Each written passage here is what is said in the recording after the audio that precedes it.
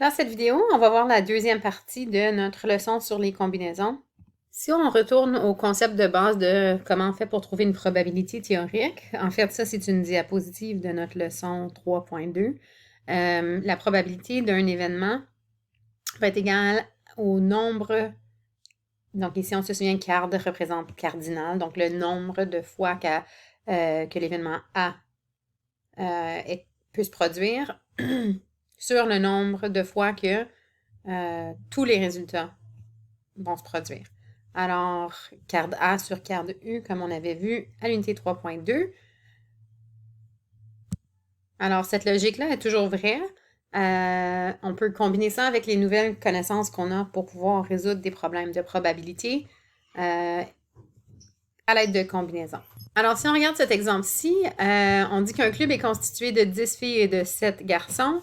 C'est quoi la probabilité d'obtenir un comité de 3 personnes comprenant 2 filles et un garçon? Donc, ce qu'on cherche en fait, c'est la probabilité d'avoir 2 filles parmi 10 et un garçon parmi 7.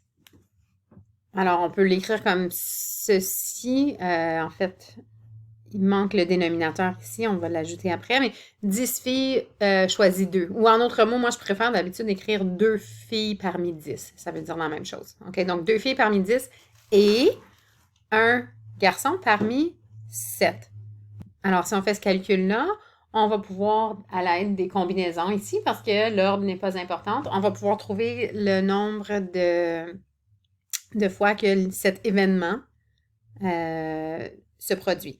OK, et ensuite, on veut diviser ça par le nombre total donc, quelles sont toutes les possibilités. Donc, ici, toutes les possibilités, ça serait qu'on ait 3 personnes sur un total de 17. OK, donc 3 parmi 17. Alors, si on regarde la suite ici, la probabilité serait donc 63 sur 136 si on le laisse sous forme décimale. Je pourrais évidemment le mettre c'est-à-dire si on le laisse sous forme fractionnaire, je pourrais le mettre sous forme décimale ou en pourcentage aussi. Alors, en gros, c'est ça. Donc, on met le nombre d'éléments dans ce qu'on cherche, divisé par le nombre total d'événements possibles. OK, donc dans ce cas-ci, notre univers des possibilités, ça serait 680 parce qu'il y a 680 possibilités quand je choisis 3 personnes parmi 17. Si on passe à un autre exemple, ici, je vous donne la première étape. Détermine la probabilité de tirer 5 cartes de la même sorte. Donc, là, il faut réfléchir. Si j'ai 5 cartes de la même sorte, ça veut dire que j'aurais peut-être 5 cœurs ou 5 diamants ou 5 piques ou 5 trèfles. Donc, soit un ou l'autre. Et donc, ça, ce sont les événements désirés. Et le nombre total d'événements, c'est que j'ai ces 5 cartes quelconques. Je vous invite à appuyer sur pause pour essayer le reste de cette solution. Et allons maintenant voir la solution. Il y aurait donc 33 sur 16 660 probabilité d'avoir 5 cartes de la même sorte. Donc, pas une grande probabilité. Alors, dans l'exemple 9, encore une fois, je vous donne la première étape. Donc ici, détermine la probabilité d'obtenir une main pleine. Donc, en anglais, full house.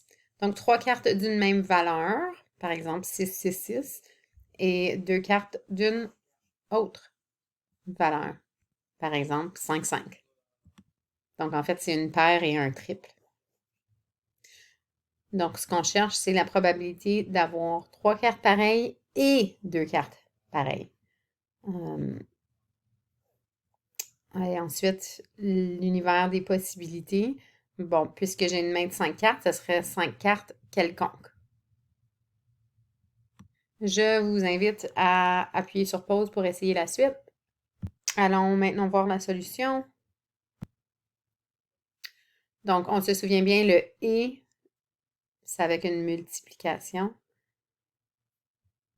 Alors, là, il faut réfléchir pour que 3 cartes aient le même numéro ou la même valeur, c'est-à-dire, il faudrait ici que j'aie, par exemple, 3 as.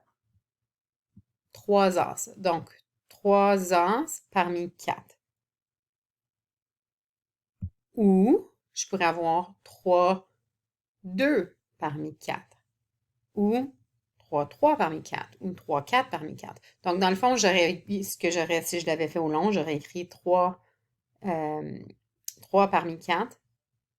Puisque c'est ou, c'est plus 3 parmi 4, plus 3 parmi 4, plus 3 parmi 4, ainsi de suite, pour chacune des cartes. Puis on le fait 13 fois parce qu'on a de l'as jusqu'au roi. Donc, au lieu de faire une somme 10 fois étant la même somme, parce qu'on sait que le ou se traduit avec une addition, bon, je peux juste faire fois 13. OK? Donc, 3 parmi 4, 13 fois. Et maintenant, ma paire de cartes, donc 2 cartes parmi 4.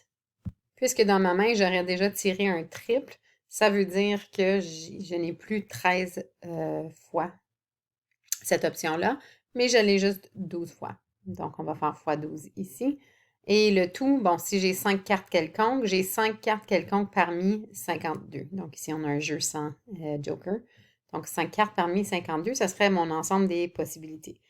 Donc, si on évalue, on peut avoir une réponse finale de cette probabilité ici. Et finalement, c'est le dernier concept dans notre leçon d'aujourd'hui. Donc, juste un nouveau terme, probabilité et possibilité. Donc, la probabilité d'averse, par exemple, quand on parle de pluie, et la possibilité d'averse. Donc, souvent, ces termes-là sont utilisés de façon interchangeable, mais techniquement, c'est faux parce que c'est pas exactement la même chose.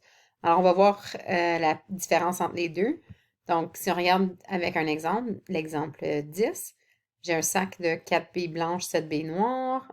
Je retire une bille du sac. Quelle est la probabilité d'obtenir une bille blanche? Donc, ce serait 4, puisque j'ai 4 billes blanches sur 11. Donc, ça, c'est la probabilité. Donc, carte A sur carte U, ce qui nous donne soit une fraction ou un nombre décimal ou un pourcentage. Ces trois sont interchangeables, je peux les écrire comme je veux. Donc ici, c'est sous forme de fraction. Deuxième partie de la question, si on dit détermine la possibilité d'obtenir une bille blanche, quand on parle de possibilité, on veut exprimer notre réponse finale sous forme de rapport. Donc, au lieu de dire 4 onzièmes, on dirait la possibilité d'obtenir une bille blanche serait de 4 par rapport à 7. Alors, si on dit que la probabilité est de 80%, quelles sont les possibilités qu'il pleuve demain? Donc, on sait que 80%, c'est 80 sur 100 ou 8 sur 10. On pourrait simplifier ça, en fait, à 4 sur 5 si on voulait. Mais en fait, ici, on demande quelles sont les possibilités qu'il pleuve. Donc, la possibilité de pluie, donc on commence avec la pluie ici, c'est 80. Ce qui veut dire, si c'était 80%, ça veut dire que, bon, ensemble, il faut que ça me donne 100, il me manque 20.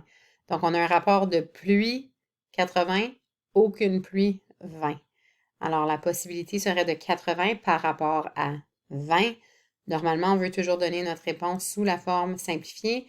Donc, si on y va en ordre, c'était facile de simplifier ici en divisant par 10 des deux côtés de notre rapport. Ensuite, on voit que c'est divisible par 2. Donc, on dirait comme réponse finale ici, les possibilités d'averse sont de 4 par rapport à 1. Donc, 4 étant pluie, 1 étant pas de pluie. Alors, c'est tout pour la leçon d'aujourd'hui. Ce dernier concept, c'était vraiment juste de connaître la terminologie. Ça devrait être une fois qu'on connaît, si je veux savoir la possibilité, je vais d'abord trouver la probabilité pour ensuite l'exprimer sous forme de rapport possible et non possible. Et c'est tout pour la leçon d'aujourd'hui.